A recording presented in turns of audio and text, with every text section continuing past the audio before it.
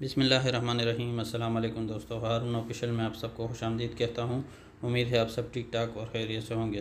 دوستو، سعودی عرب نے بدھ 3 فروری 2021 سے نئے کرونا وائرس کے پھیلاؤ کو روکنے کے لیے پاکستان سمیت 20 ملکوں پر عارضی پابندی لگانے کا اعلان کیا ہے۔ سعودی وزارت داخلہ نے بیان جاری کر کے کہا ہے کہ سعودی سفارتکاروں، صحت کارکنان اور ان کے اہل خانہ کے سوا تمام افراد کے سعودی عرب آنے پر عارضی پابندی لگائی گئی ہے۔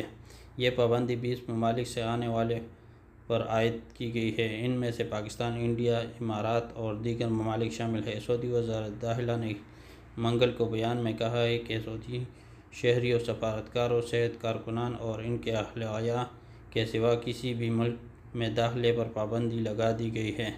نفاذ بدھ 3 فروری 2021 بدھ کو رات 9 بجے سے ہوگا۔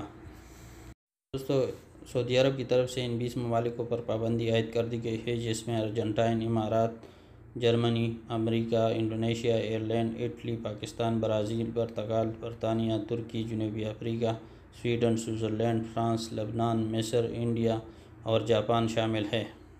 دوستو، سعودی وزارت داخلہ نے مزید کہا ہے کہ اگر کسی اور ملک کے باشندے مملکت آنے سے 14 دن کے اندر مذکورہ ممالک میں کسی ایک ملک میں گئے گزرے ہو تو انہیں بھی سعودی عرب آنے کی اجازت نہیں ہوگی۔